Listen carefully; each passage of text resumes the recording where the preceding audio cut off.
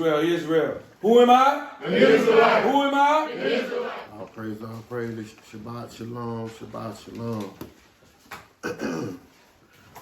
Before we get started, we always like to do our little meditation to prepare our mind and our spirit to receive the words of the Most High God.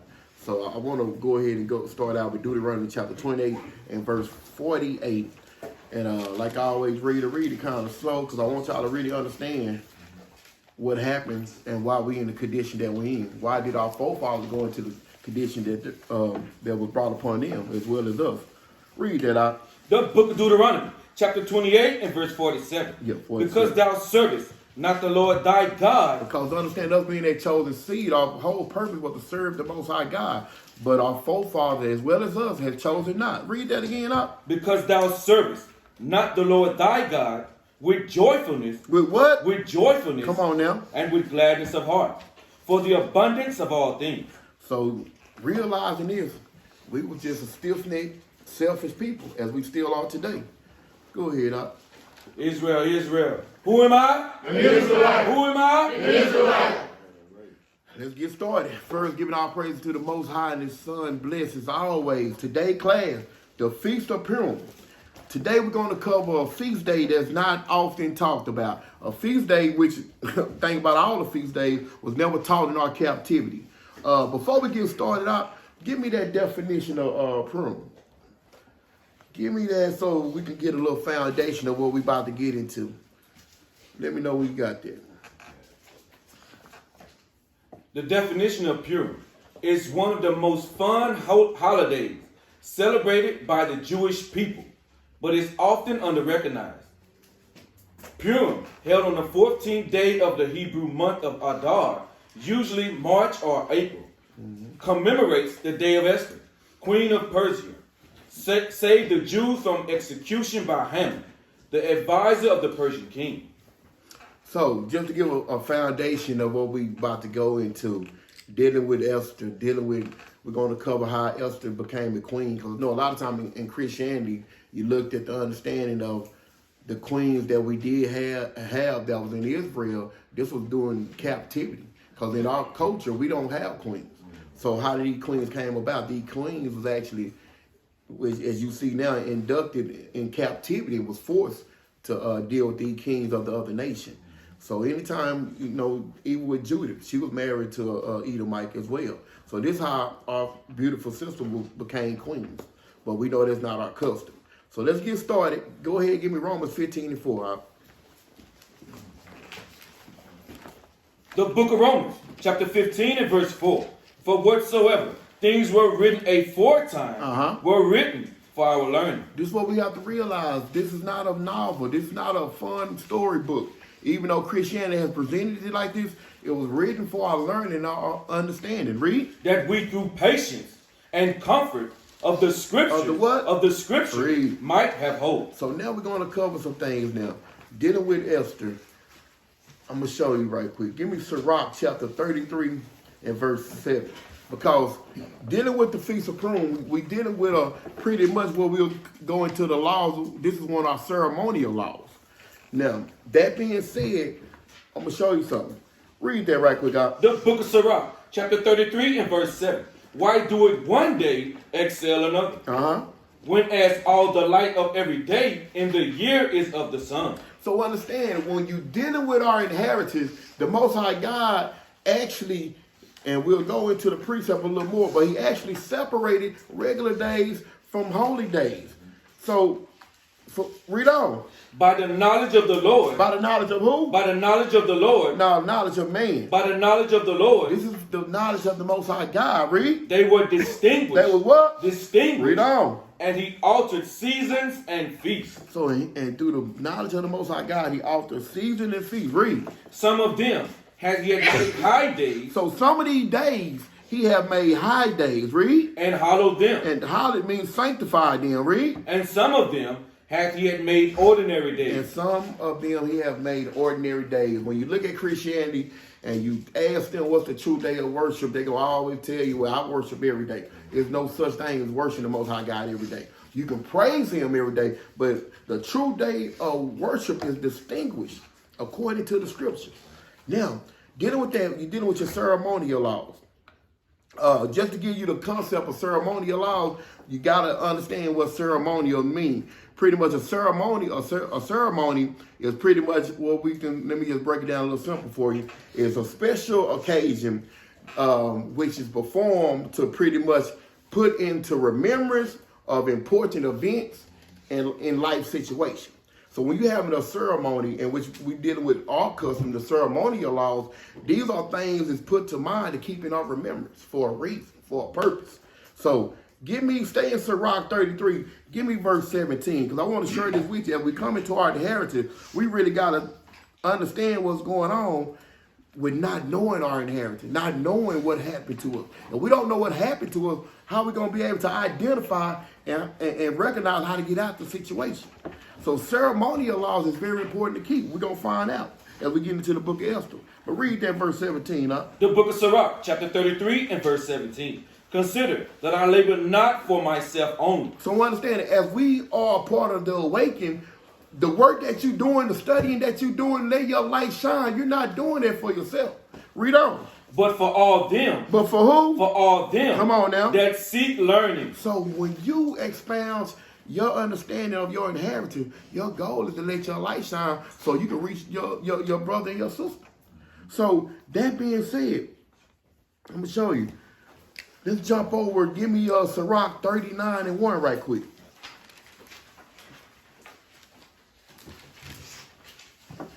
The book of Sirach, chapter 39 and verse 1. But he that giveth his mind to the law of the Most High. So understand, the one that he that giveth his mind to the laws of the Most High, this is the one that's of the 12 tribes that has repented and has came back into their inheritance, the understanding that the commandment was given to us for inheritance. Read. And is occupied. Is what? Is occupied. Read. In the meditation thereof. Come on now, will read. Seek out the wisdom of all the ancients. So when you commit yourself to the Most High God, you will be, I'm going to say, diligent in studying this Bible. You will have an understanding. This is life. This is the whole meaning of life. Read on. And be occupied in prophecy. And you will be what? Occupied in prophecy. Come on now.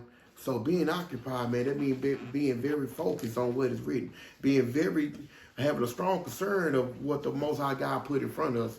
So that being said, let's go into the book of Esther now. Because this is what we want to do.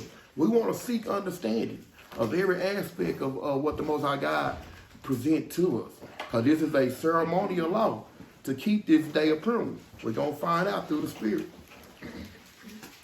So we're going to start at Esther chapter 1. And we're going to start at verse 1. Israel, get comfortable. Get your little snacks. Not a lot of jumping around in this class, but it's going to be a lot of reading. So y'all bear with us as we go through the Spirit and get understanding. Go ahead, out. The book of Esther, chapter 1 and verse 1. Then it came to pass in the days of Ahasuerus. This is Ahasuerus, which reigned from India even into Ethiopia. Okay. Over 107 and 20 provinces. So I'm going to just ask a question. Maybe the brother's going to answer this. Dealing with Esther, because I'm trying to build the understanding where when we go into this Bible now, knowing that it is our inheritance, we need to start looking at timelines and what's going on. When we're dealing with this time frame, and this is what I want to ask you, what captivity are we dealing with right now? Do anybody know? Take a guess. Persian me. There we go. So pretty much the rise of the Persian kingdom started around about 539 BC.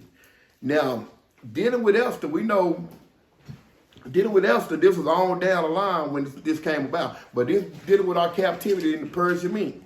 So, read on. That in those days, when the king Ahasuerus sat on the throne of his kingdom, which was in Shushan the palace. Understand, the king Ahasuerus, if you look at it, that's why we always teach, you got to know the people in the Bible to understand the Bible. So, realize Ahasuerus is a Persian, but right now they will be labeled, if he was here today, he would be labeled, his people is Iranians. So this is what's going on. This is not our king. This is King Ahasuerus, which is an Iranian. Read. In the 3rd year of his reign, he made a feast unto all his princes and his servants, the power of Persia and Media. Okay. And the nobles and the princes of the provinces being before him. When he shewed the riches of his glorious kingdom, and the honor of his excellent majesty many days, even 180 days. So I'm gonna ask you a question. So we dealing with this feast or whatnot that he said. What 100? Read that again. And 180 days. How many days is that? 180 to be exact. It's 180. So this king set up a feast for 180 days. Come on, man. And knowing that we was in captivity, so guess who the service do for 180 days?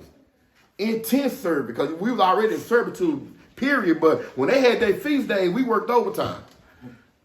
We was doing 12-hour shifts even back then. But read on. And when the days were expired, the king made a feast unto all the people that were present in Shushan the palace, but both unto great and small, 7 days, in the court of the garden of the king's palace. Where were white, green, and blue hangings fastened with cords of fine linen and purple to silver rings, and pillars of marble. The beds were of gold and silver, upon a pavement of red, and blue, and white, and black, and marble. And they gave them drink in vessels of gold. Hold up. Just showing you the royalty and how powerful the Persian kingdom was. They gave them what? And they gave them drink in vessels of gold. Come on now, read. The vessels being diverse one from another, and royal wine in abundance, according to the state of the king. And the drinking was according to the law. None did compel. For so the king had appointed to all the officers of his house, that they should do according to every man's pleasure.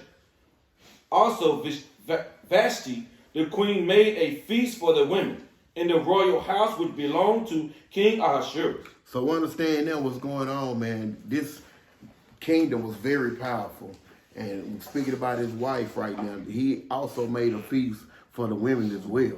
Read on. On the 7th day, when the heart of the king was merry with wine, he commanded Mehuman, Vesta, Harbona, Bigtha, and Abagtha, Zethar, and Carcas, the 7 chamberlains that served in the presence of Ahasuerus the king, to bring Vashti, the queen, before the king with the royal crown, with crown royal, to shew the people and the princes her beauty. So understand now, him being the king, he's pretty much sending for his wife right now, his queen.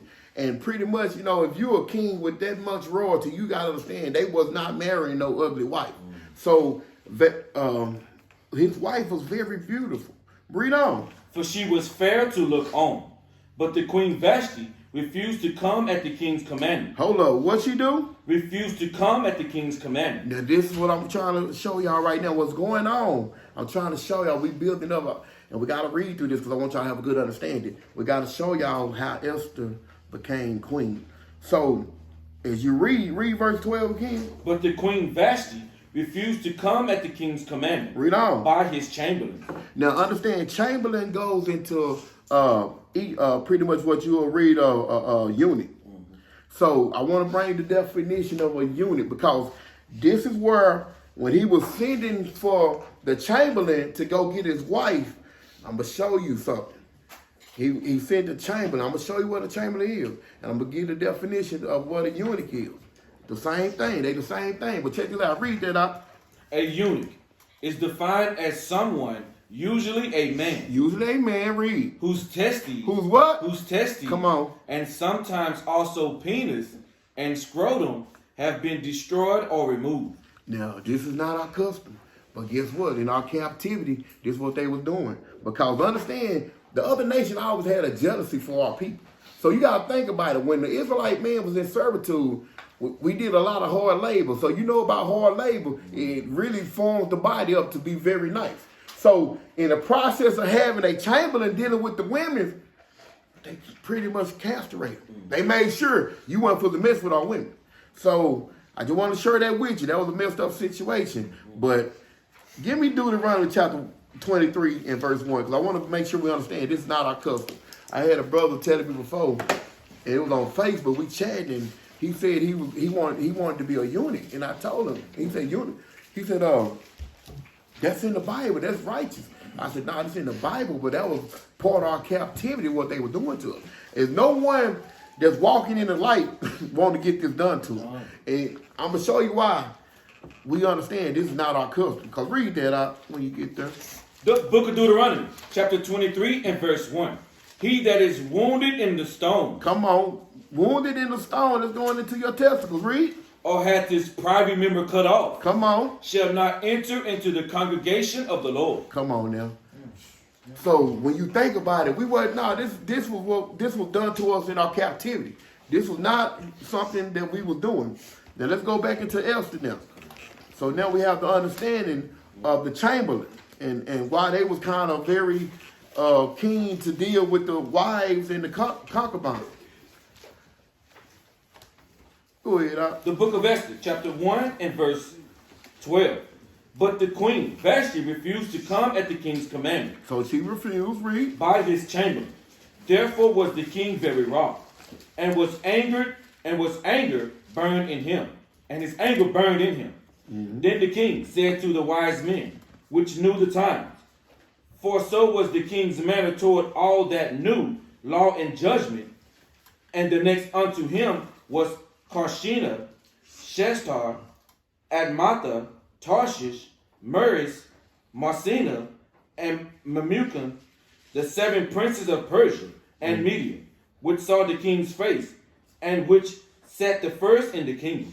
So, right, real quick, what's going on right now? The king was upset, very upset. I want y'all to paint, I'm painting this picture for you.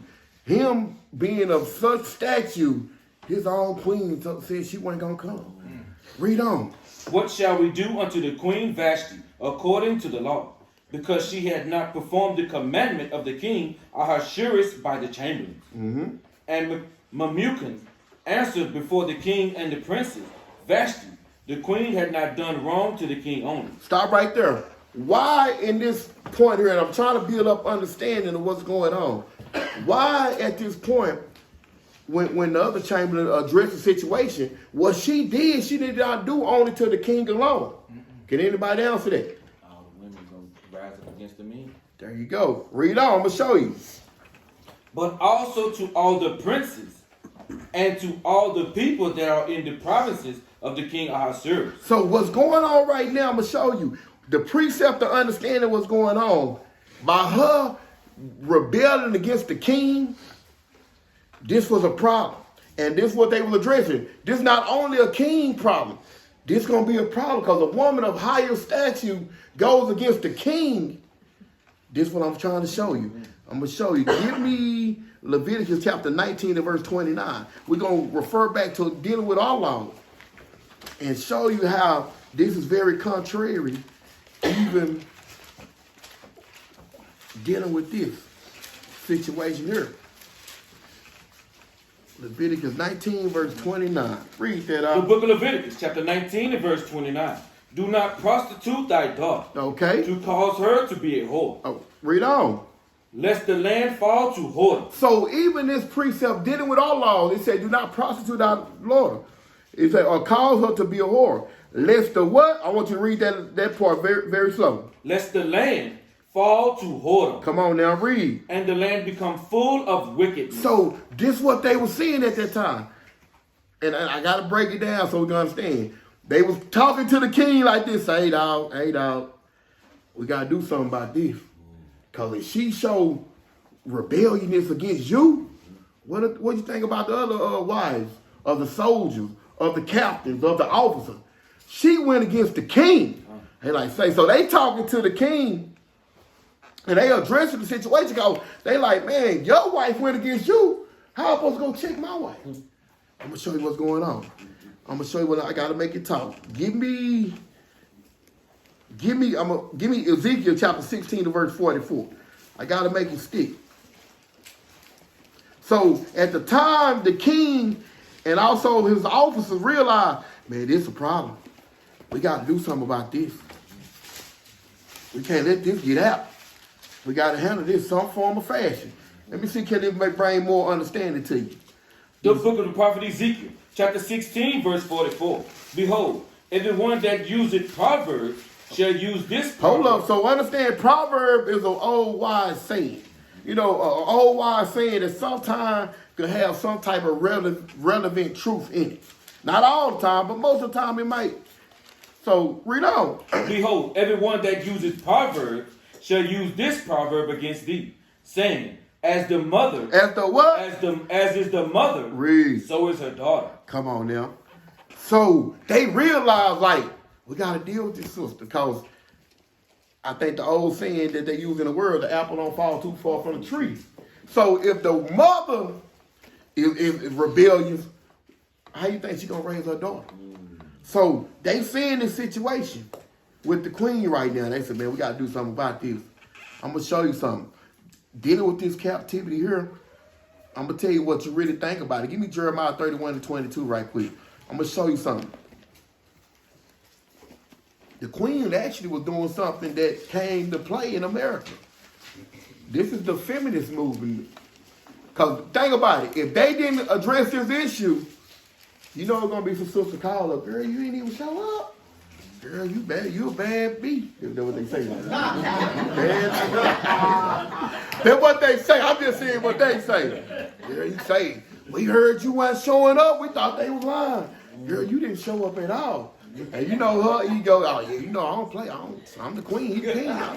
So the whole kingdom looking at this situation.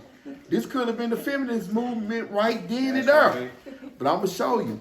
You look at America, they did totally opposite than what the king of Persia did. They did totally opposite. Because I'm gonna show you. Read that out. The book of the prophet Jeremiah, chapter 31 and verse 22. How long wilt thou go about, O thou backsliding daughter? For the Lord had created a new thing in the earth. Notice it say the Lord had created a new thing. So this wasn't written in stone. This wasn't actually how it's supposed to be. But he said he created a new thing. Read. A woman shall compass a man. Because guess what? When the feminist movement started in, I think, 1950s with pretty much the Edomites, America, they didn't hide that. They promoted that. They, hey, she got rights just like everybody else got rights. But the king of Persia, he said, no, we're not going to rock like that. And I'm going to show you. Give me Revelation 17:5. When this feminist movement that America promoted, this is why when you read in Revelation, just a sidebar a little bit, why you look at America and it says this. The book of Revelation, chapter 17 and verse 5. And upon her forehead was a name written, Mystery, Babylon the Great, the mother of harlots. The what? The mother of harlots. Come on now, read. An abomination of the earth. So this is what's going on. Now, going back into the Esther time, going back into where we was at, I'm trying to show you, and the thing about a servant of the Most High, my job is to, no matter how much I see it, I got to make y'all see it. Right. So I'm trying to show you how they was dealing in that manner, trying to like, man, we got to handle this situation. So now let's go back into Esther, and we'll start at chapter 1, verse 17. The book of Esther, chapter 1 and verse 17. For this deed of the queen shall come abroad unto all women, so that they shall despise their husbands. Come on now. In their eyes. Mm-hmm. When it shall be reported that the king Ahasuerus commanded Vashti, the queen, to be brought in before him, but she came not. Likewise shall the ladies of Persia and Media say this day unto all the kings princes, which have heard of the deed of the queen. Thus shall there arise too much contempt and wrath. If it please the king, let there go a royal commandment from him, and let it be written among the laws of the Persians and the Medes, that it be not altered, that Vashti come no more before King Ahasuerus. So you see how they had to check the sister? Brothers, y'all saw that, brothers? Had to handle that. I mess with y'all. But this was going on. He said, man, we got to handle this situation because we can't run the kingdom and the sister operating like this. Read on. And let the king give her a royal estate unto another that is better than she. So the king, they already came to the conclusion that we got to get rid of her. She gonna have to fall back. Read on. And when the king's decree which he shall make shall be published throughout all his empire. Understand when he say the king's decree, that means the enforced law. So it wasn't like this is viewpoint now. This is what's gonna happen. This is how we gonna handle it. This is what that means. That king's decree. Read on. For it is great. All the wives shall give to their husbands honor, both to great and small. And the saying pleased the king and the princes, And the king did according to the word of Memucan. For he sent letters into all the king's provinces, into every province according to writing thereof, and to every people after their language, that every man should bear rule in his own house, and that he should be published according to the language of every people. So understand, this king here was operating in a mindset of, I got to keep order. Because you got to think about the Persian mean covered from India all the way to Ethiopia. That was like one of the biggest, I'm going to say, landmass that was covered in captivity in the 7 that we've been in. So, that being said, we'll see what's going on. Now we're going to go into dealing with Esther. She's stepping up on the scene and her becoming queen. We're going to start at chapter 2, verse 1. The book of Esther, chapter 2 and verse 1. After these things, when the wrath of King Ahasuerus was appeased, he remembered Vashti, and what she had done, and what was decreed against her. Then said the king's servants that ministered unto him, let there be fair young virgins sought for the king. Understand, virgin just mean a woman that is in marriage age. It don't mean, what we've been taught over here. So it just mean a woman that's at a marriage age. She's able to be married. Read on. And let the king appoint officers in all the provinces of his kingdom, that they may gather together all the fair young virgins unto Shushan the palace, to the house of the woman, unto the custody of Hedge the king's chamberlain, keeper of the women, and let their things for purification be given them. And let the maiden which pleaseth the king be queen instead of Vashti. And the thing pleased the king, and he did so. So understand, he said, look here, I'm going to find me a sister. I'm going to find me somewhere they going to please me instead of Vashti. So king, you got to think about, he dealing he really mad right now. I don't know why they probably should have killed him, but anyway, he dealing in a spirit right now where he's showing the people, I'm going to find me somebody. We got to move forward. She ain't supposed to be no queen of mine. That's what he was saying. I'm just saying. Read on. Now in Shushan, the palace, there was a certain Jew, whose name was Mordecai. Okay, so now we get into Mordecai now. Read on. The son of Jael, the son of Shema, the son of Kish, a Benjamite. A what? A Benjamite. Okay. Who had been carried away from Jerusalem with the captivity which had been carried away with Jeconiah, king of Judah. So understand, man, Mordecai, as well as the rest of the Israelites that was at this place, they in captivity, they in servitude. See, the thing is, all servitude is not about being in chains. You could be in a situation where you trapped. You're not in chains, but where can you go? Because they cover from India all the way to Ethiopia. So understand this. Read on. Whom Nebuchadnezzar, the king of Babylon, had carried away.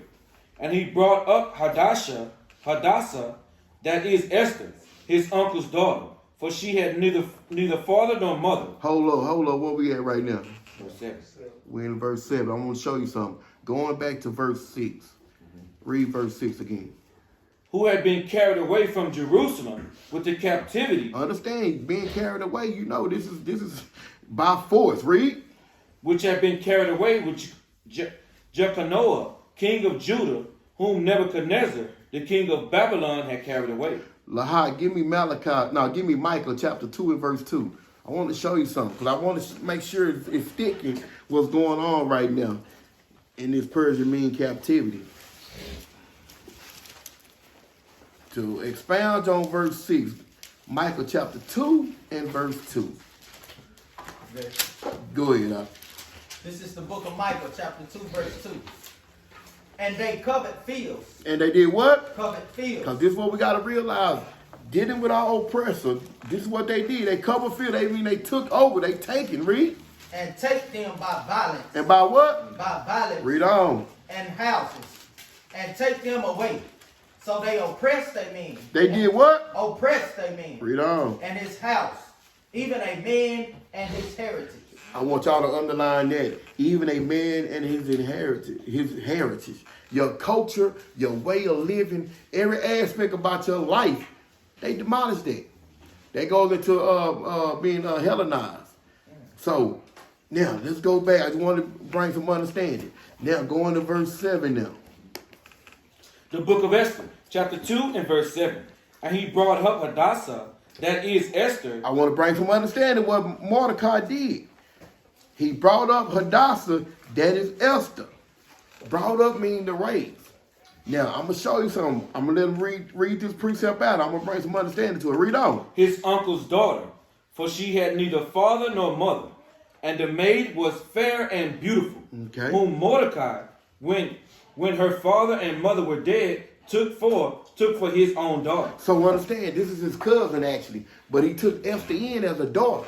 So when he say he brought her up, give me Deuteronomy 6 and 7, Lahat, and you give me Deuteronomy 6 and 20, because I gotta bring this understanding. Knowing Mordecai was a pretty much righteous brother, a solid brother, when he brought Esther up as his own daughter, how he was dealing with her. I gotta paint the picture for you.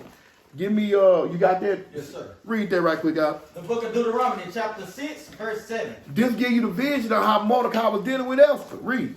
And thou shalt teach them diligently This going into the law, statute, commandments. Read on. unto thy children. Unto thou what? Children. Read on. And shalt talk of them when thou sittest in thy house, and when thou walkest by the way, and when thou liest down, and when thou risest up. Now, give me Deuteronomy 6 and 20 right quick. So you got to think about it. He brought Esther up. So he's feeding Esther the oracles of the power. It's going to make a lot of sense at the middle and the end of the class, but I want to share this with you what Mordecai was doing when he was dealing with Esther. Read on. Read that chapter 6, verse 20. The book of Deuteronomy, chapter 6 and verse 20. And when thy son asketh thee in time to come, saying. So understand the Bible written in the manly form. So this thy son or thy daughter, either way, read. What mean the testimonies and the statutes and the judgments, which the Lord our God had commanded you? So when you're raising your child and they come to that point, you told them about God, you told them that we are Israelite, and they say, well, what's the testimony and what's this all about? Let's see what you should be doing. Let's see what Mordecai actually was doing with Esther. Read. Then thou shalt say unto the son, where were Pharaoh's bondmen? We were Pharaoh's bondmen. So he said, when your children asked the question about the testimony, what did he say? We were Pharaoh's bondmen in Egypt. Come on, bondman means slaves. See, the thing about it, when you put actually the identity of the people in the Bible, it reads totally different. Read on. And the Lord brought us out of Egypt with a mighty hand. Come on, that was everybody in Egypt. Come on now. Read on. And the Lord shewed signs and wonders, great and sore, upon Egypt, upon Pharaoh, and upon all his household before our eyes. So now that being said, let's go back into Esther. Now we got a better understanding what it say in verse 7. And he brought up pretty much Esther. He was feeding Esther the understanding of the scripture. So now that being said, they're going to play a key part in a little bit. It's about to get gooder and gooder. So we're going to go on to verse 8 now. Pull out your popcorn. It's about to get good. Go ahead. The book of Esther, chapter 2 and verse 8. So it came to pass, when the king's commandment and his decree was heard, and when many maidens were gathered together unto Shushan the palace, to the custody of Haggah, that Esther was brought also unto the king's house, to the custody of Haggah, keeper of the women. And the maiden pleased him, and she obtained kindness of him, and he speedily gave her things for purification, which such things has belonged to her, and 7 maidens, which were meant to be given her, out of the king's house, and he preferred her and her maids unto the best palace of the house of the women. Okay. Esther had not shewed her people nor her kindred. Check this out. Why was this going on? Mordecai raised her as a daughter. He said, Esther, y'all forgive me, have not shown her what? Her people nor her kindred. It's getting good to me, y'all. So understand, when you're dealing with the 12 tribes of Israel, you look at our people. When you get Judah and you get Manasseh and you get Ephraim, you got to be honest with yourself. When you look at them tribes, you got to squint your eyes a little bit because you can't really tell. So the thing is, Esther was beautiful. Esther was a combination of a Israelite that if she didn't say what her nationality, you wouldn't know it. She could have went either way. So that being said, and I want you to bring that to understanding what we had at verse 10. Now read verse 10 again so you can be in the mindset to understand. Read. Esther had not shewed her people nor her kindred, for Mordecai had charged her that she should not shew it. Come on now. Why you think Mordecai told her that? Hold on, read on. Not you. Let's go, yo. So why did Mordecai tell Esther, hey, you know, and I can just sit back and think about how he was examining the situation. He probably said, okay, now, you know, if you get chosen, you know, don't be telling me you're an Israelite and all that. Why did Mordecai tell Esther to do that? Because he might not want to pick her because she's an Israelite. And the thing about it, Mordecai understand, man, the Jews were catching hell back then. At that time frame, he understood, like, hey, it's not good for you to say you're an Israelite. It's not good to say you're a Jew. Esther. Hold your peace. This is that understanding that Mordecai had of the scripture. And this is the understanding that Mordecai actually shared with Esther. Now read on. And Mordecai walked every day before the court of the women's house, to know how Esther did, and what she should become, and what should become of her. Now, when every maid's turn, So just like a father, because he adopted her like a daughter, he watching. No, he's seeing that she's been chosen. That the king favoring her, so he's being involved. He's staying in touch with his daughter. You know what I'm saying? He's checking things out. You know, he probably walked up. You straight? You good? You all right? Okay, all right. Let me know, cause we cut up quick. Let me know, cause I go all out. All right, go ahead. Now, when every maid's turn was come to go into King Ahasuerus, after that she had been 12 months, according to the manner of the women. Okay.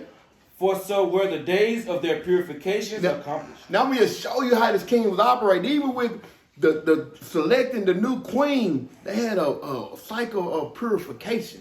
They soak it in, it'll explain as we go on. They soak it in the finest honey and oils and berries and all of that. So you can imagine what was going on, the preparation of this new queen. But read on. To which 6 months with oil and myrrh. Come on now. Read on. And 6 months with sweet odors. Some people don't even bathe for 6 minutes.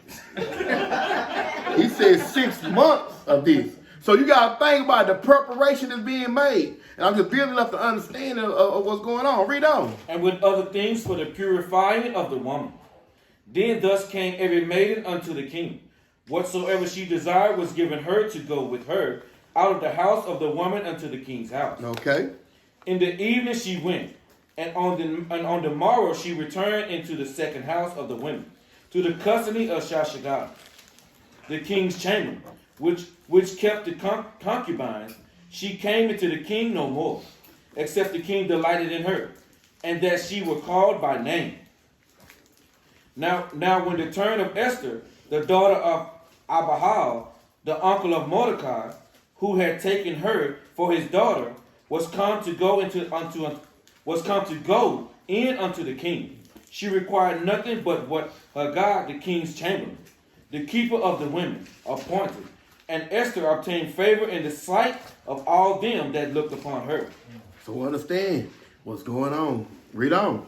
So Esther was taken unto King Ahasuerus unto his house royal in the 10th month, which is the month of Tebeth, in the 7th year of his reign.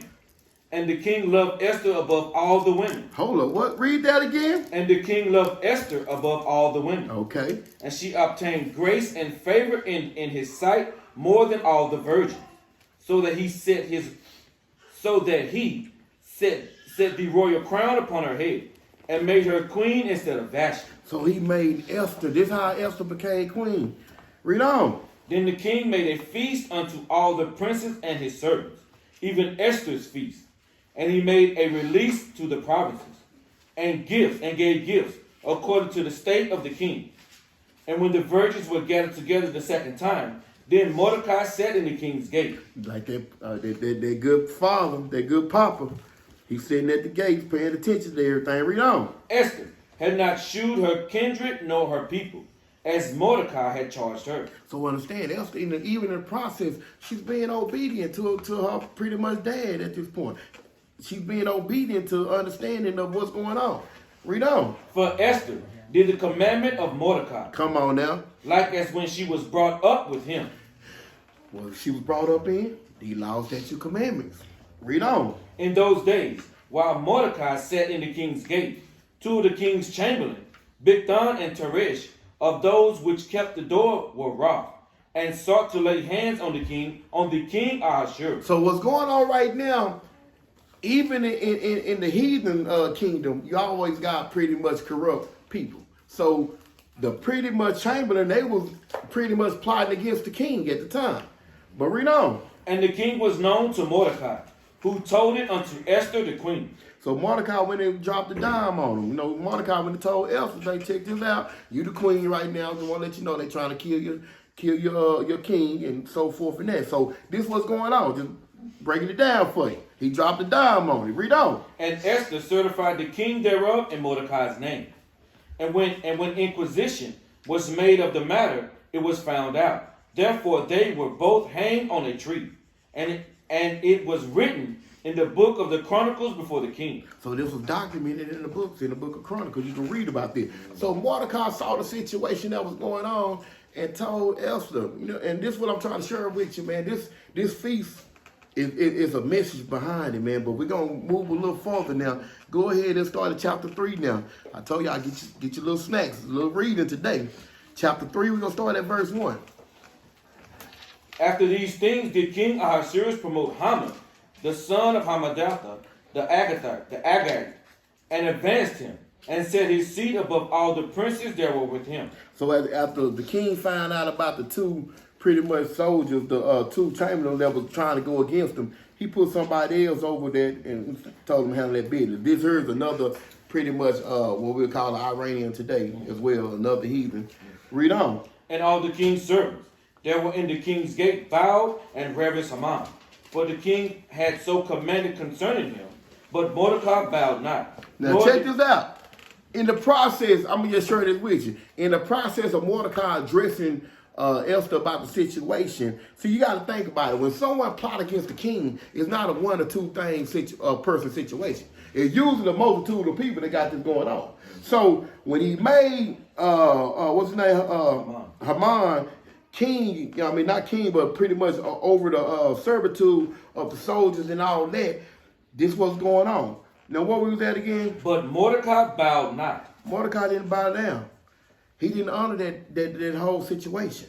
We're going to see why, though. Read on. Nor did him reverence.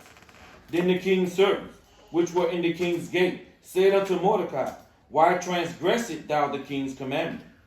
Now it came to pass, when they spake daily unto him, he had hearkened not unto them. So this was going on. In the process of Mordecai seeing what's going on, Mordecai standing firm as an Israelite.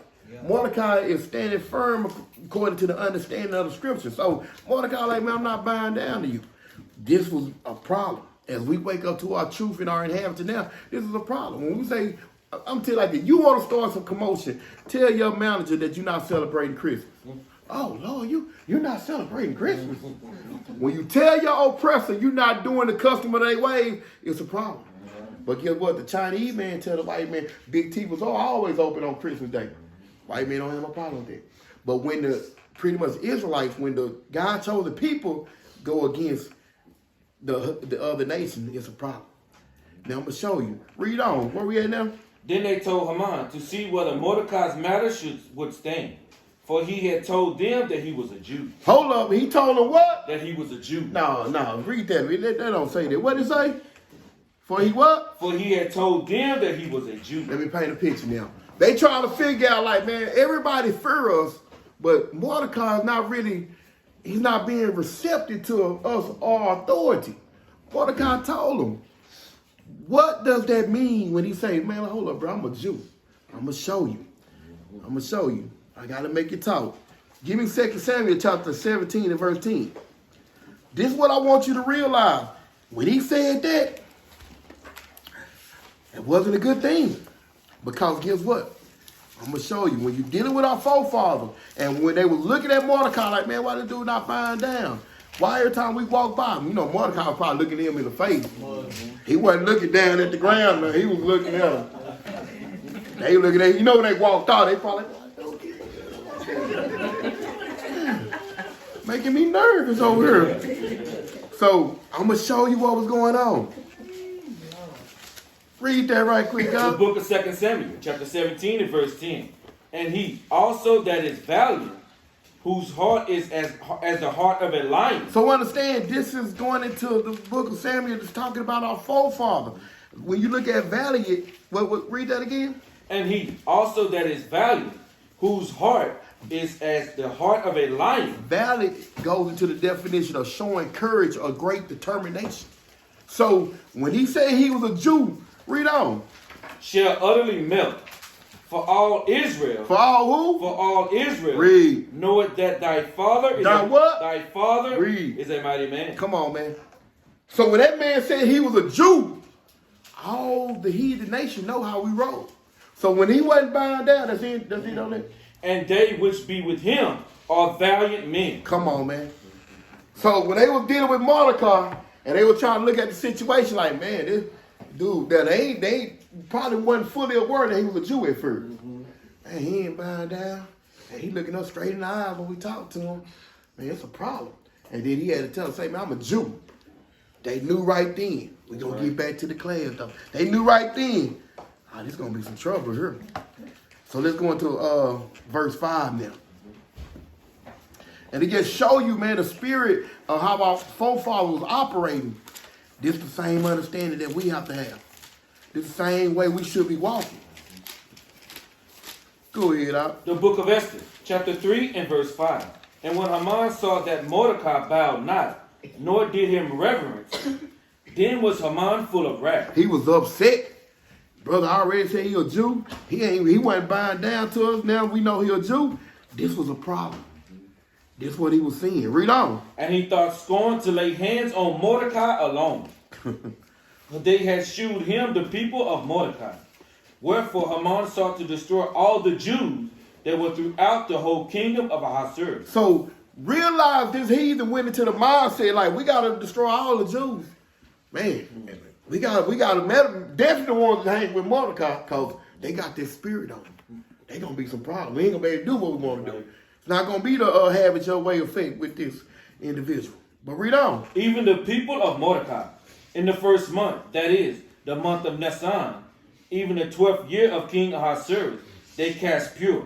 That is what verse yet? verse 7. Hold fast, hold fast. So now, that's been going on. Okay, let's go ahead. Read on. In the first month, that is the month of Nisan, in the 12th year of King Ahasuerus, they cast pure.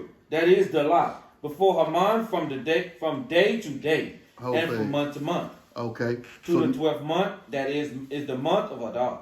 Okay, so now, where we at now? What verse yet? Verse 8. Verse 8. We're in chapter 3, verse 8. Read on. And Haman said unto King Ahasuerus, there is a certain people scattered abroad and dispersed among the people in the provinces of thy kingdom. Come on, man. So now what's going on now? If they realized what's going on, he had to go address Haman. He had to go address the king. Haman had to go address the king and say, there is a what? A certain people in all the provinces of thy kingdom, and their laws are diverse from all people. Come on now. Give me James 1 and 1. Because when you go back in verse 8, it say there is a certain people scattered abroad. Come on, man. And dispersed among the people. And he talking about this people, they talking about the law. Because they realizing when he said he was a Jew, the other nation know. Just like when you say you don't eat pork no more. When you say you worship on the Sabbath day, they looking like y'all standing on the oracles that was given to y'all. That's right. Uh-oh. We got a problem. So dealing with that scatter, give me that James 1 and 1 right quick. The book of James, chapter 1 and verse 1. James, a servant of God and the Lord Jesus Christ, to the 12 tribes, which are scattered abroad. Which are what? Which are scattered abroad. Just want to bring the understanding of what they was understanding, what they was seeing. Say, man, these people that we enslaved, they coming back to the. See, you got to think about it. We look at it as we coming back to the oracles of the Most High God. The other nation looking at it, we about to be destroyed. Because if they be obedient, that's when destruction gonna come to them. So this is what they realizing. Give me First Maccabees chapter 1 and verse 41. Now I want you, before he get there, I want you to read verse 8 again right quick. Because I want you to show you how when he was speaking to the king, how he addressed the people that scattered and dispersed, pretty much the slaves, the Israelites. He also brought up their law. I'm going to show you something. Read verse 8 again out. The book of Esther, chapter 3 and verse 1. And Haman said unto King Ahasuerus, there is a certain people scattered abroad and dispersed among the people in all the provinces of thy kingdom, and their laws are diverse. He said, hold up. And the laws they have, and he's trying to explain it to the king. The laws they have, they not the laws we got. And they standing on their laws. So they are diverse. They very firm and different than what we do. Read. From all people. Neither kept they the king's laws. Therefore, it is not the king's profit to suffer them. So he said, man, they don't even respect our laws, but they standing on theirs. I'm going to show you that we going into our Greek captivity. Read that in 1 Maccabees, lot. This is the book of 1 Maccabees, chapter 1, verse 41. Moreover, King Antiochus wrote to his whole kingdom that all should be one. So understand, this is King Antiochus at the time. So he's addressing to them that all people, this is our Greek captivity. Read. Moreover, King Antiochus wrote to his whole kingdom that all should be one people. Read on. And every one should leave his law. Come on, man. When you go into the understanding of who we are, what nation of people was given the law? See, they speak with a forked tongue like, oh, everyone should leave their law, but this is really directed towards the Israelites. I'm trying to show you something. When Haman addressed this to the king, he not only just addressed the dispersed people, but they laws, man. They coming back to their laws. It's a problem. Read on. So all the heathens agreed according to the commandment of the king. Yea, many also of the Israelites consented to his religion, and sacrificed unto idols, and profaned the Sabbath. So, going into it, I just want to show you nothing new upon the sun. From our Persian captivity, even into our Greek captivity, they always wanted us to get away from the laws. They always brought that up. You can do whatever you want to do, but don't keep the commandments. Don't keep the laws that the Most High God gave. Now, what we at? Verse 9 now. Read on. The book of Esther, chapter 3 and verse 9. If it please the king, let it be written that they may be destroyed. And I will pay 10,000 talents of silver to the hands of those that have charge of the businesses, to bring it into the king's treasuries. And the king took his ring from his hand, and gave it unto Haman, the son of Hammedatha, the Agagite, the Jews' enemy. And the king said unto Haman, the silver is given to thee, the people also, to do with them as it seemeth good to thee. Then were the king's scribes called on the 13th day of the first month, and there was written according to all that Haman had commanded unto the king's lieutenants, and to the governors that were over every province, and to the rulers of every people of every province, according to the writing thereof, and to every people after their language, in the name of King Ahasuerus, as it is written, and sealed with the king's ring. And the letters were sent by post unto all the king's provinces. So understand right now, when Haman was speaking to the king, he's addressing the concept this is going to be danger towards the king. So the king like, yeah, man, I see what you're saying. We need to handle this. So the king is approving what he's saying. Now I'm going to show you as we continue to go further. There's a ram in the bush, and I want you to understand this. The king don't know his wife a Jew. He don't know that yet. So when he talking about killing Jews, he really, because remember, Esther was fair and good looking.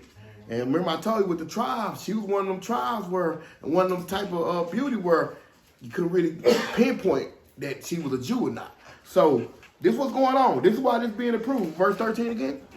And the letters were sent by post into all the king's provinces to destroy, to kill, and to cause to perish all Jews, both young and old, little children and women, in one day, even unto the 13th day of the 12th month, which is the month of Adar. Which is the month that we in now. Read. And to take the spoil of them for a prey. So really realizing the king wasn't understanding his wife was a Jew at this time, so he just approving. The king mindset right now is to protect his kingdom. You got to think that's the goal of a rich man. The goal of a rich man is to protect his money. So this is what his mindset is right now. And we're going to skip a little bit, go to chapter 4, And we'll start at verse 1. The book of Esther, chapter 4, verse 1.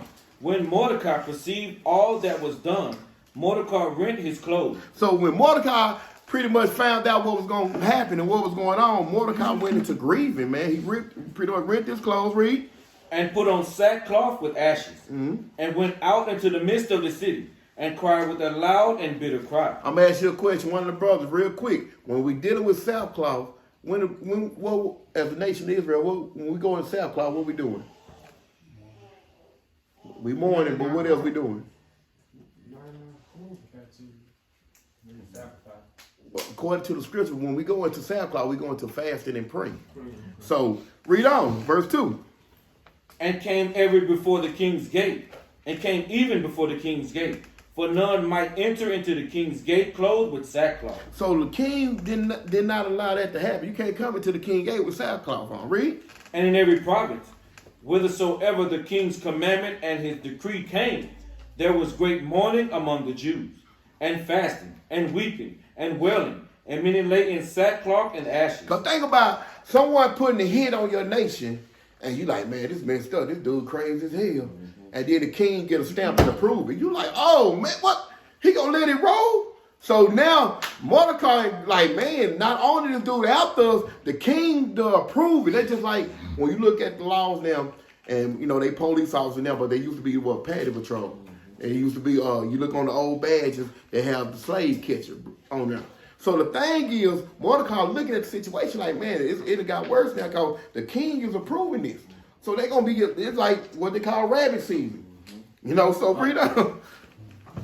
So Esther, maids and her chamberlains came and told it her. Mm-hmm. Then was the queen exceedingly grieved. So she was hurt. Read on. And she sent raiment to clothe Mordecai. She was telling Mordecai, man, y'all stop doing it. Y'all know y'all can't wear sackcloth at the gates. So she really trying to, disclose the situation. Because they realize if y'all go into that mindset, they going to increase the killing with y'all even faster. But read on. And to take away his sackcloth from him. But he received it not. Mordecai said, nah, player. Nah, we ain't going to do it like that. Mordecai was in a position where he understood the scriptures. He was fasting and praying, crying out to the Father.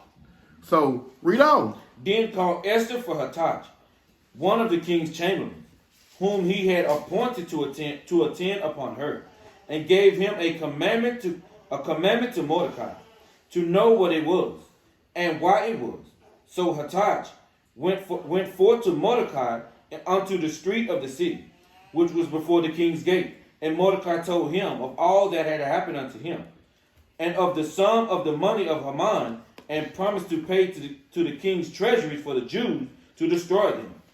Also, he gave him the copy of the writing of the decree that was given at Shushan to destroy them, to shew unto Esther and to declare it unto her, and to charge her that she would go in unto the king. So this is Mordecai talking to that chamberlain and letting them know, you need to let Esther know this. You up here want me to stop fasting and stop, change my clothes and get out of sackcloth. But he's reaching out and addressing this to the chamberlain right now and addressing this what's going on.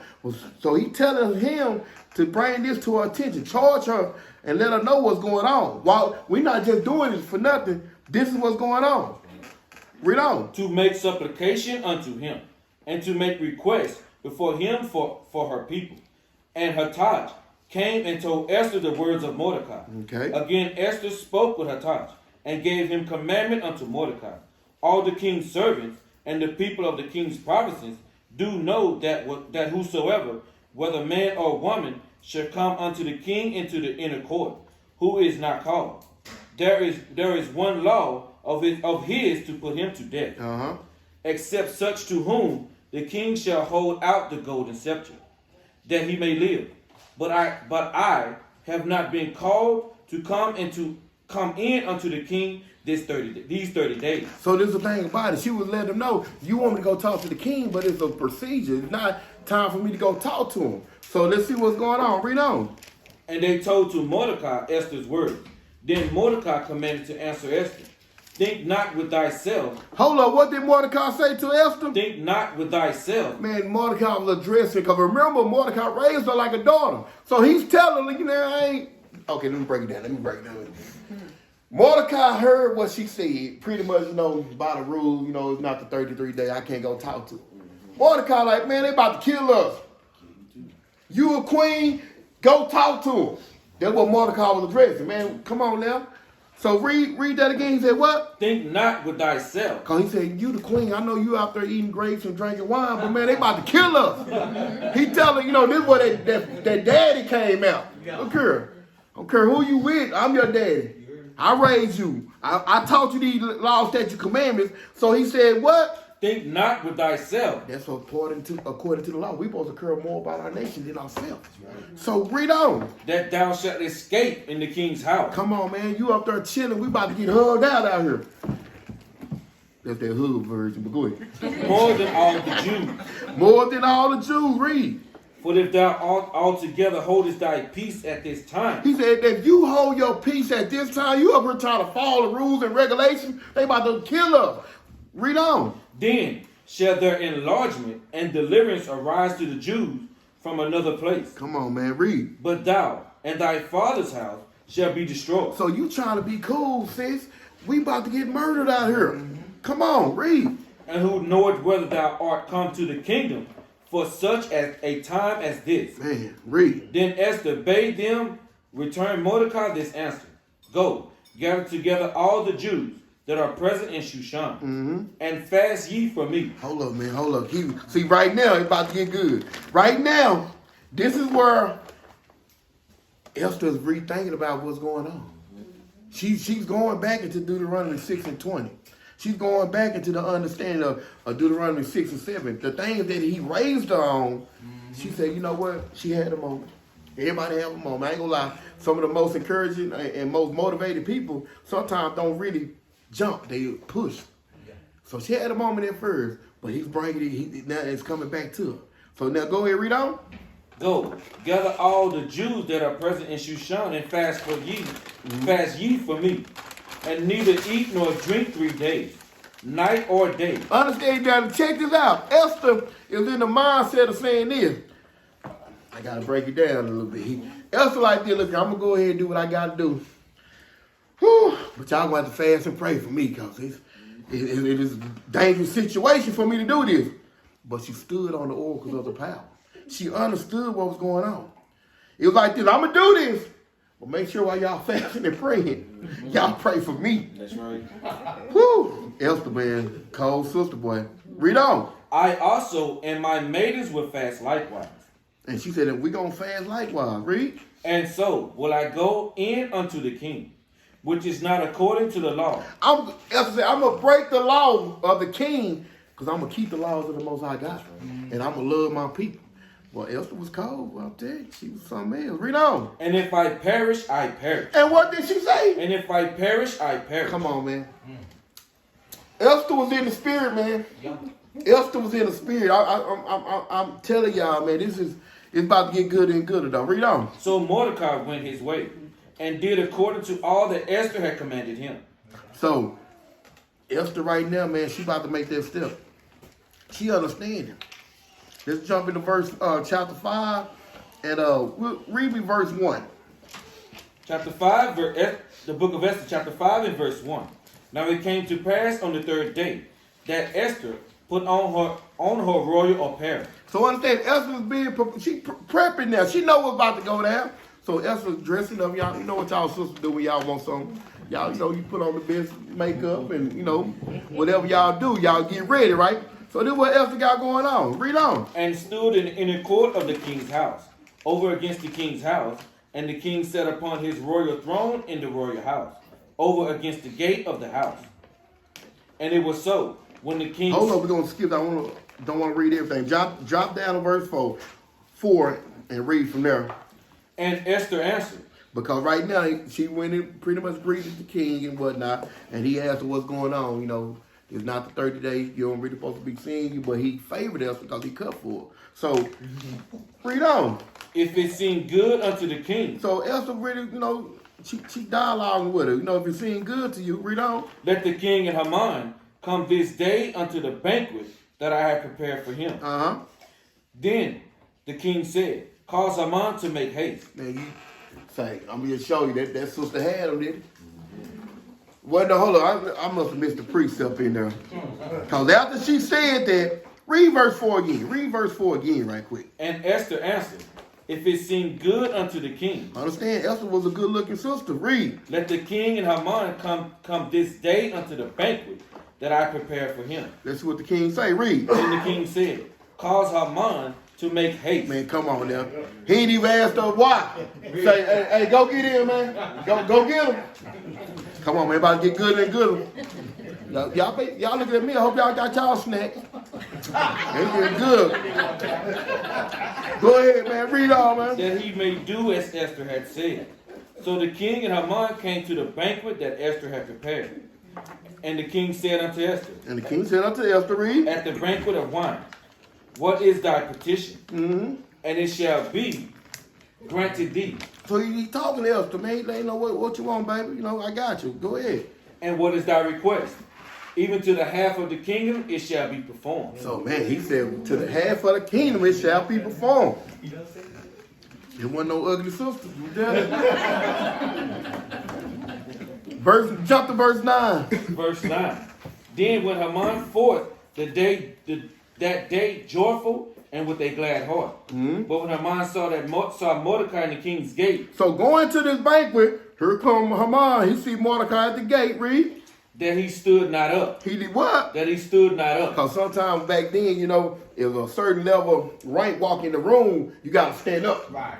So he looked at Mordecai. You know, I know that every time they saw Mordecai, they were like, this dude ain't going to do nothing with his baby. Mordecai probably was over there chilling when he walked in. Probably said, what's up? Hey, what's up, man? So read on. That he stood not up, nor moved for him. He didn't move for him at all. Read. He was full of indignation against Mordecai. Man, he was ticked off. He like, I gotta kill him. I gotta kill him. I got to. That's what he was saying. Read on. Nevertheless, Haman refrained himself. And when he had came home, he sent and called for his friends and Zeresh, his wife. I'm gonna show you. This is how the other nation operate. A lot of the time, you would never know. I'm gonna say the heathen nation hates you until later on down the line. Cause what they do, they see you. They don't say nothing to you. But when you read in the scripture, just like Haman did, he later on that day when he started talking to his wife and his friends. Read on. Verse 11. And Haman told them of the glory of his riches and the multitude of his children, and all the things wherein the king had promoted him, and how he had advanced him above the princes and servants of the king. So Haman right now, he bragged. Now remember, he's saying all this stuff that the king promoted him to, but remember back in his head, hey, Mordecai still don't respect me, man. Hey, I hate him. Read on, man. Haman said moreover, yea, Esther, the queen did not let no man come in with the king unto the banquet that she had prepared by myself, but myself. And tomorrow am I invited unto her also with the king. Mm-hmm. Yet all this availeth me nothing, so long as I see Mordecai the Jew sitting at the king's gate. Then said Zeresh, his wife, all his friends unto him, let a gallows be made of 50 cubits high. And tomorrow speak thou unto the king that Mordecai may be hanged thereon. So understand, this is what your enemy do. He won't say too much to you, but you see what he did. Mm-hmm. Yo, we're going to have to get him, man. I'm telling you, I don't like that. So I'm going to show you. This is the anger that Haman was showing. Let's go into chapter 6, verse 1 now. Chapter 6 and verse 1. The book of Esther, chapter 6 and verse 1. Now y'all pay attention because it's about to get gooder and gooder right now. Go ahead. On that night could not the king sleep. So in the process of going into this feast, this banquet or whatnot, that night the king couldn't sleep. Read. And he commanded to bring the book of the records of the Chronicles. Okay. And they were read before the king.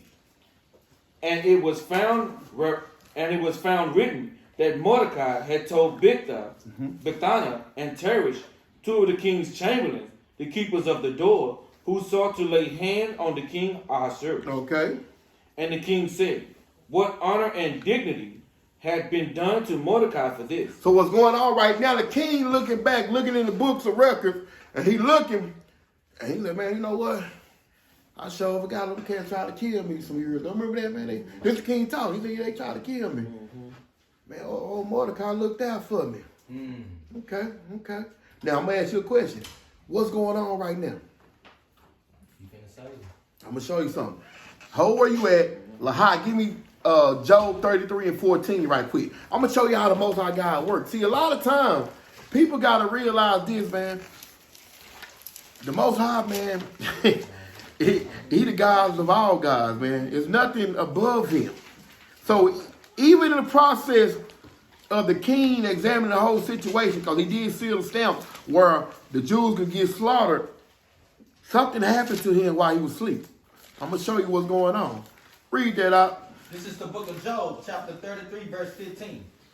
In a dream. Okay, in a what? Dream. So remember, the king was asleep. When he woke up, he was like, man, go get the books for me, right? I need to check something out. I'm going to show you how the Most High God works. Read on. In a vision of the night. In a vision of the night, read. When deep sleep followed upon men. Okay. And slumbering upon the bed. Then he opened the ears of men and sealed their instructions. Okay.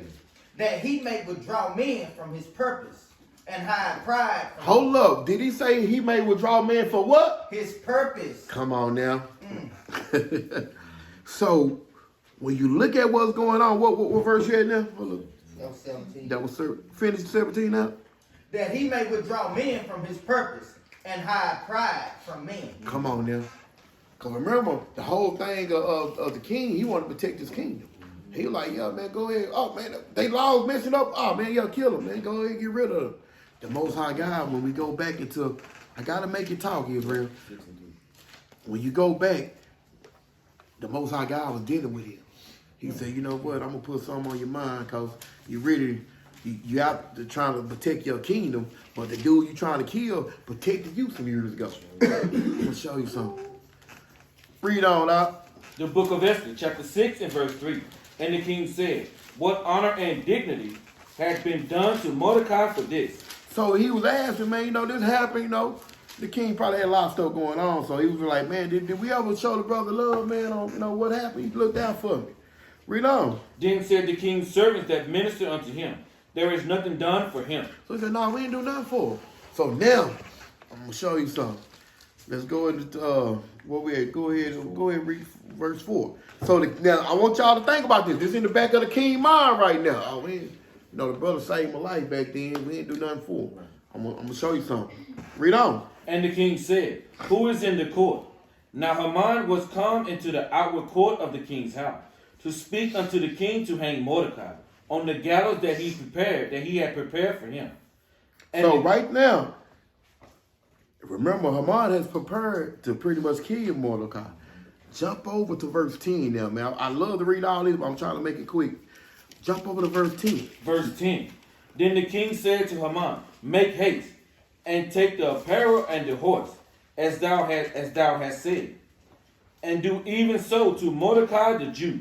So understand right now, what verse, I got to go back. I was trying to make it a little shorter, but I got to go back. We at verse 4, go ahead to verse 5. And the king's servant said unto him, behold, Haman standeth in the court. And the king said, let him come in. So Haman came in, and the king said unto him, what shall be done unto the man whom the king delighted to honor? Now Haman thought in his heart. Now understand, we just read about the vision that the Most High put in his mind to really recall back on Mordecai. Now, he asked Haman, what should we do to pretty much delight this honor this man? Read on. To whom would the king delight to do honor more than to myself? So now Haman is addressing he pretty much feel like the king talking about him. Like, hold on, what you mean? Who would you delight more than me? Ain't nobody else. I'm the man. This is what Haman's saying. Read on. And Haman answered the king, for the man whom the king delighted to honor, let the royal apparel be brought which the king useth to wear, and the horse that the king rideth upon, and the crown royal which is set upon his head. And let this apparel and horse be delivered to the hand of one of the king's most noble princes, that they may array the man with all whom the king delighted to honor, and bring him on horseback through the street of the city, and proclaim before him, thus shall it be done to the man whom the king delighted to honor. Then the king said to Haman, make haste. Now understand, all this being said, the king haven't addressed who he's talking about now. So you got to think about it. Haman sitting there, trying to straighten his collar up and everything, you know, straighten up his jewelry. Yeah, he's about to show me love. Now read on. What verse we at? Verse 10. Read on. And take the apparel and the horse as thou hast said, and do even so to Mordecai. To who? To Mordecai. To who? To Mordecai, Read. the Jew. Hold up now, read. That sitteth at the king's gate. Let nothing fail of all that thou hast spoken. Read on.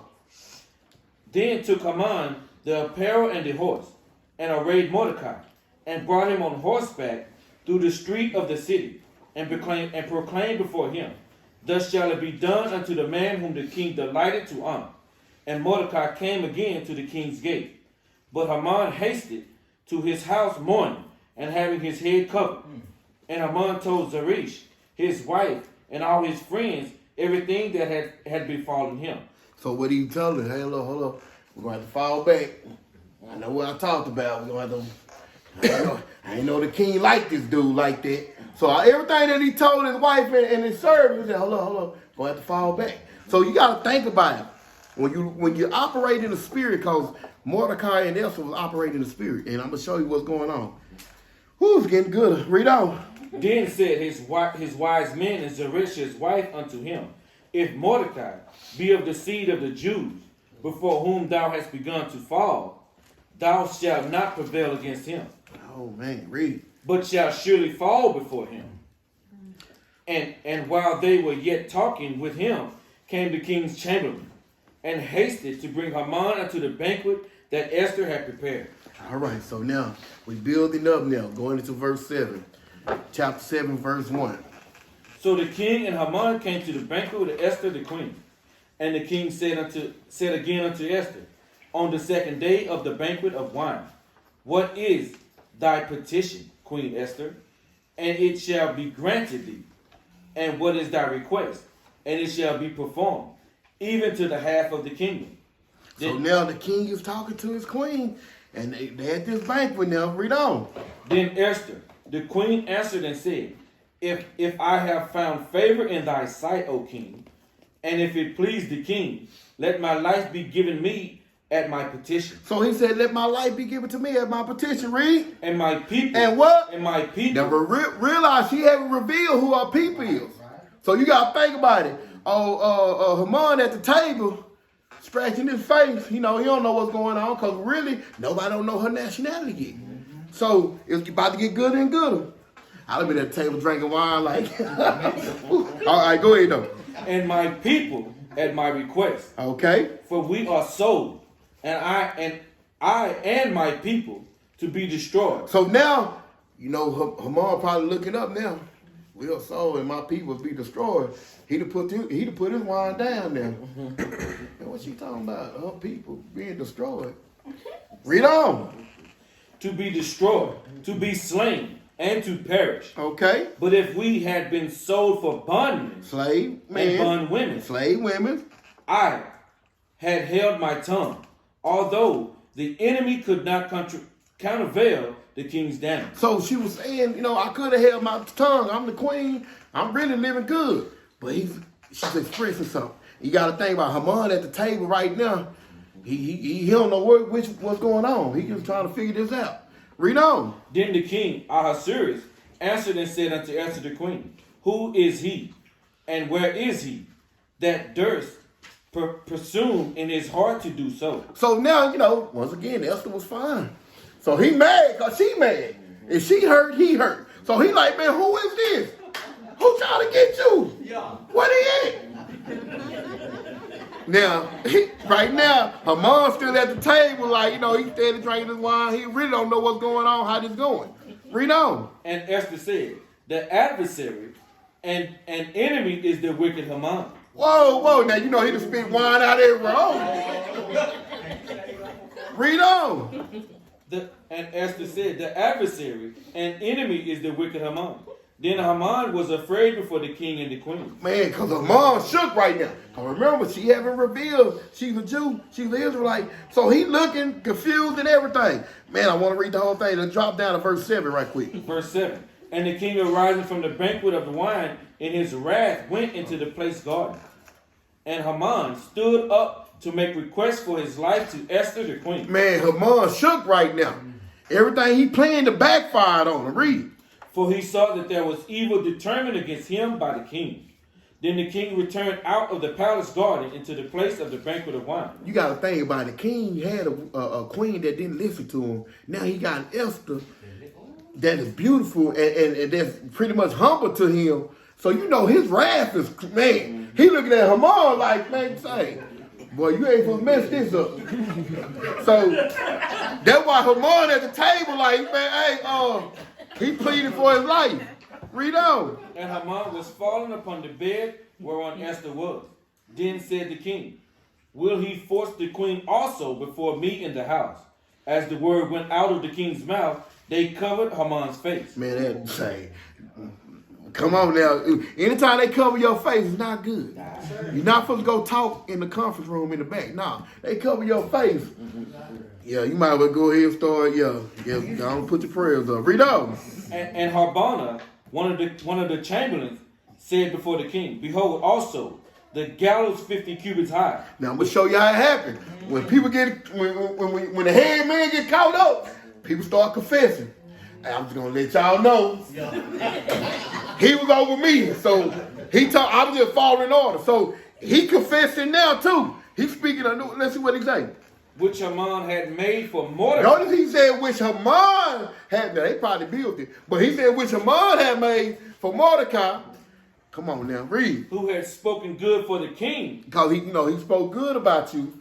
You got to think this dude trying to save his life. Read. Standing in the house of Haman, the king said, hang him thereon. What did the king say? Hang him thereon. Come on, man. So they hanged Haman on the gallows that he had prepared for Mordecai. Come on now, read. Then was the king's wrath pacified. So, now it's all unfolded. It got a little more on this. Let's go to verse 8. Chapter 8, verse 1 right quick. Chapter 8, verse 1. On that day did King Ahasuerus give the house of Haman the Jews, enemy unto Esther the queen. And Mordecai came before the king, for Esther had told what he was unto her. Uh-huh. And the king took off his ring, which he had taken from Haman, and gave it unto Mordecai. And Esther set Mordecai over the house of Haman. Come on now, read on. And Esther spake yet again before the king, and fell down at his feet, and besought him with tears to put away the mischief of Haman the Agagite, as his device that he had devised against the Jews. Then the king held out the golden scepter toward Esther. So Esther arose and stood before the king, and said, if it please the king. Man, look how this sister operating in the spirit. She could have let it roll from there, but she said, no, got to put some more on this. If it please the king, read. And if I have found favor in his sight, and the thing seem right before the king, and I be pleasing in his eyes, let it be written to reverse the letters devised by Haman the son of Hammedatha, the Agagite, which he wrote to destroy the Jews, which are in the king's province. See, because you got to understand, when you're dealing with wickedness, sometimes when you kill the head dude, you still got, for example, you kill the general, you still got lieutenants, officers, they still trying to execute the plan. So she understood, like, okay, we killed her mom, but like, you already sent a decree out. Some of these people that got paid, so they want the rest of their money, so they're going to keep pushing forward. That's right. So she said, you know what, we're going to go a little deeper with this. I need you to reverse what was that decree that you sent to kill my people. Read on. For how can I endure to see the evil that shall come upon my people? Man, come on now. See, now she's making it be known to the king now. If you think I'm going to be with you and my people being killed, she pretty much said, it's going to be a cold day in the city up in here. So the king examining what's going on. Once again, Esther look good. I'm saying it again, Esther look good. So when she's saying this, and he looking at her, okay, I see what you're saying. Read on. Oh, how can I endure to see the destruction of my kindred. Then the king Ahasuerus said unto Esther the queen and to Mordecai the Jew, Behold, I have given Esther the house of Haman, and him they have hanged upon the gallows, because he laid his hand upon the Jews. Write ye also for the Jews, as it liketh you, in the king's name, and seal it with the king's ring. King said, hold up, we're going to fix this. Baby, we're going to fix this. This is going to be all right. I'm going to work this out. Don't go nowhere. Give me a second. Read on. For the writing which is written in the king's name. So understand back then, the writing that's written in the king's name, it sticks like glue.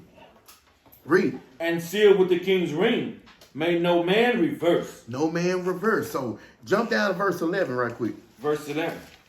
Wherein the king granted the Jews which were in every city to gather themselves together. So he told them, man, look here, I know what's going on. I know what he had, the heat he had out on y'all. I'm going to let y'all get yourself together. Gather yourself. Read on. And to stand for their life. Stand for their life. So to pretty much stand for their life, like, look here, I'm going to help y'all get together, and I'm going to help y'all fight. Read on. To destroy, to slay, and to cause perish all the power of the people and province that will assault them, both little ones and women, and to take the spoil of them for a prey. So he helped them get themselves together, because we know some more people are going to keep trying to push the situation. Then let's jump down. Let's go to chapter 9 now. Chapter 9, verse 1. So the king was helping. The book of Esther, chapter 9 and verse 1. Now in the 12th month, that is, the month of Adar, on the 13th day of the same, when the king's commandment and his decree drew near to put in execution. Because understand, so on the 13th day, this was put into action by Haman from the king to kill the Jews. But read on. In the day that the enemies of the Jews hoped to have power over them, thought it was turned to the contrary, that the Jews had ruled over them that hated them. The Jews gathered themselves together in their cities throughout all the provinces of the king Ahasuerus, to lay hand on such as sought their hurt. And no man could withstand them, for the fear of them fell upon all people. All right, now read. And all the rulers of the provinces, and all the lieutenants, and the deputies, and officers of the king helped the Jews. They did what? Helped the Jews. Read on. Because the fear of Mordecai fell upon them. Come on now. For Mordecai was great in the king's house. So understand, Mordecai was a righteous brother. And the king favored Mordecai. See, that's what we got to realize. He had backup. I'm going to show you something on that in a minute. Read on. And his fame went out throughout all the provinces. For this man Mordecai was greater and greater. Come on now. Thus the Jews smart all their enemies. They did what? Smart all their enemies. Come on. With the stroke of the sword. Because you got to realize the king was supporting them. So the sword, knife, whatever they had back then, the king was making sure they had. I'm going to make sure y'all good. Read on. And slaughter and destruction, and did what they would unto those that hated them. So now we're going to skip over, drop down to verse 13. Verse 13. Then said Esther, if it please the king, I love this sister. Read on. let it be granted to the Jews which are in Shushan to do tomorrow also according unto this day, unto this day's decree. And let Haman's 10 sons be hanged upon the gallows. Ooh-wee. So the sister said, hold up, I know we holding it down, you helping us out. But the dude we just hung yesterday got 10 more sons. And you know anything about a son gonna want to revenge his father. So she said, man, this sister here was in the spirit. Man, so read verse 14. And the king commanded it so to be done. And the decree was given at Shushan, and they hanged Haman's 10 sons. Come on now. Come on. Say, man. Read on. For the Jews that were in Shushan gathered themselves together on the 14th day also at the month of Adar, and slew 300 men at Shushan. But on the prey they laid not their hands. So now let's jump over to verse 22. Verse 20. Verse 20. And Mordecai wrote these things, and sent letters unto all the Jews. So this, after all this was done, Mordecai wrote letters and sent it to all the Jews. Read on. That were in all the provinces of the king Ahasuerus, both nigh and far, to establish this among them, that they should keep the 14th day and the 4th month Adar. So understand the 13th day was the hit on the Jews that Haman sent out, but on the 14th day, what did they say? The game changed. So he said to keep the 14th day, read on. And the 15th day of the same. And the 15th, so the day of the Feast of Purim is a 2-day feast, read. Yearly. What? Yearly. Read on. As the days wherein the Jews rested from their enemies, and the month which was turned unto them from sorrow to joy, and from mourning into a good day, that they should make them days of feasting and joy, and of the sending portions one to another, and gifts to the poor. So jump over to verse 25 now. We just jumping around. This is why as you learn the story of the Feast of Purim, you realize why you was never taught this. Verse 25. But when Esther came before the king, he commanded by letters that his wicked device, which he devised against the Jews, should return upon his own head, and that he and his sons should be hanged on the gallows. Which is that what happened, read. Wherefore they call these days Purim, Okay. after the name of Pure. Therefore, for all the words of this letter, and of that which they had seen concerning this matter, and which had come unto them, the Jews ordained, and took it upon them, and upon their seed, and upon all such as joined themselves unto them. So as it should not fail, that they would keep these 2 days. They should do what? Keep these 2 days. This is what we doing now, rehearsing the righteous act. Read. According to their writing, Uh-huh. and according to their appointed time every year. And that these days should be remembered and kept throughout every generation. How many generations? Every generation. Read on. Every family, every province, and every city. And that these days of Purim should not fail from among the Jews, nor the memorial of them perish from their seed. I'll praise it. Now I'm gonna show you something to give you the understanding, because a lot of times they say, "Well, why they named this feast day after the enemy?" I'm gonna show you something. Give me Psalm 110:1 right quick. I'm gonna show you something. See, the thing about it is, real. We gotta understand, man. We serve an Almighty God, man, and there's nothing impossible dealing with the Most High. I'm gonna show you what happened to the king. The book of Psalms, chapter 110 and verse 1. The Lord said unto my Lord, sit thou at my right hand, until I make thine enemies thy... Hold on, wait. Read that. So I want y'all to understand what David is addressing right now. Because you're dealing with this, if through Esther, and then through the vision that the king had that made him go back to the book of records of what was going on, this is what you got to realize. Read it again. The Lord said unto my Lord, sit thou at my right hand. Sitting at his right hand is being obedient. Sitting at his right hand, we know is his son, which is the truth. So, read on. Until I make thine enemies. He said you got to hold your peace, keep these commandments till you make what? Thine enemies. Read. Thy footstool. Come on now. They ain't good enough for y'all. I see how y'all looking at me. Give me Luke 18:1. I shot that pre, so y'all look at me like, okay, all right. I got something for you. All right. You ain't understanding what's going on. Give me Luke 18:1 then. I'm trying to show you the understanding how the Most High God works. Read that out. The book of St. Luke, chapter 18 and verse 1. And he spake a parable unto them to this end, that men ought always to pray and not to faint. Because guess what? Even though Esther was pretty much captain and was a queen, she stayed faithful to the oracles of the Most High. She stayed faithful to what Mordecai told her. Read on. Saying, there was in a city a judge. So this is a parable that's going on. A city, a judge. You look at judge, just think about now a king, somebody of higher power at that time. Read. Which feared not God. He didn't fear God. Read. Neither regarded man. He didn't regard man. And there was a widow in that city. I'm going to show you that widow represents the 12 tribes of Israel. To bring an understanding to the Feast of Purim, that judge could be that king. Now I'm going to show you. He didn't fear God. We read now precept where the king acknowledged the Most High God. But I'm going to show you something. Read on. And she came unto him, saying, avenge me of mine adversary. So the widow kept coming to the judge and, man, avenge me of my adversary. Read on. And he would not for a while. And he would what? Not for a while. Read on. But afterward. But what? But afterward. After a time frame of the widow constantly dealing with the judge. Read. He said within himself, though I fear not God, nor regard man. Yet because this widow troubled me, Because the widow what? troubled me. I'm gonna tell you the way we can trouble the Most High God is being obedient. That's right. And trouble just going into the understanding of getting his attention. You want to get his attention, keep the commandments.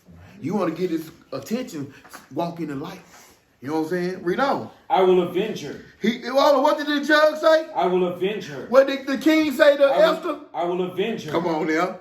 Lest by her continual coming she weary me out. For her continual coming, her continual understanding of being obedient, the Most High God heard him. But read on. And the Lord said, hear what the unjust judge said. Understand this is Christ giving a parable. This is what the unjust did. This is what the king did for the Jews. Read. And shall not God avenge his own elect, Come on now. which cry day and night unto him, though he bear long with them? I tell you that he will avenge them speedily. Nevertheless, when the Son of Man cometh, shall he find it faith on the earth? Come on now. Last precept. Let's go back into Esther chapter 10. And we'll start at verse 3. Come on now. I had to give y'all a little more. Y'all looking at me like y'all lost y'all. So I had to pull you back in. So what's going on? Through the Spirit, the Most High God was able to work through the king of Persia at that time, and still brought deliverance to us. Read that right The quick. book of Esther, chapter 10 and verse 3. For Mordecai the Jew was next unto the king Ahasuerus, and great among the Jews. So understand now, we fully jump over, we're going to read on, but this is what people always talk about, but we're going to jump into the Apocrypha for verse 4. But he just showed you that this Apocrypha was a part of the King James Bible to the ones that just came into the truth.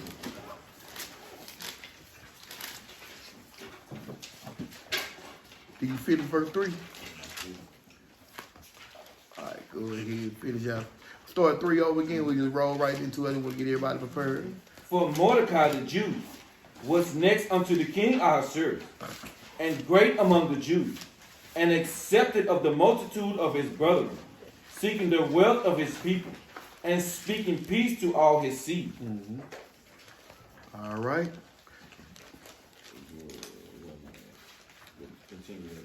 Yeah, verse 4. Was it verse 4? Then Mordecai said, God had done these things, for I remember a dream which I saw concerning these matters. So now, this is what Mordecai recapping on. He said, the Most High God has done these things.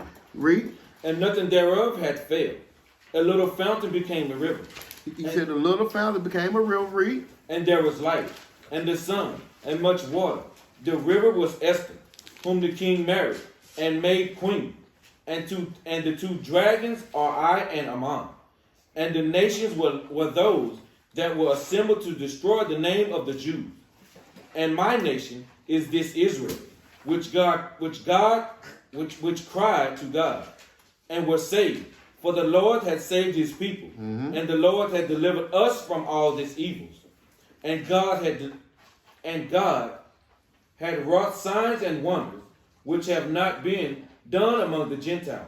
Therefore had he made 2 lots, one for the people of God, and one for another all the Gentiles. And these 2 lots came out at the hour and time, and the day of judgment before God among all nations. So God remembered his people. God did what? Remembered his people. Read on. And justified his inheritance.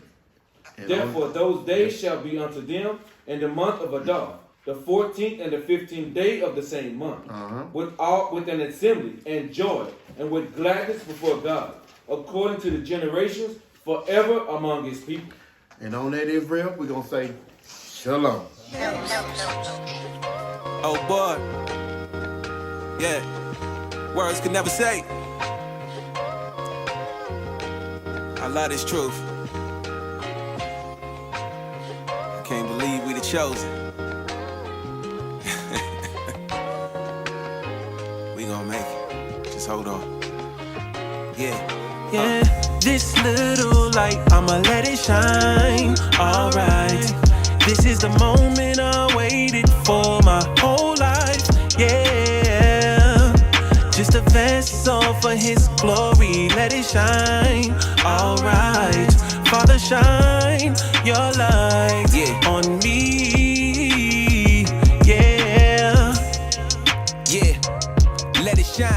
for this life, cause it was never mine.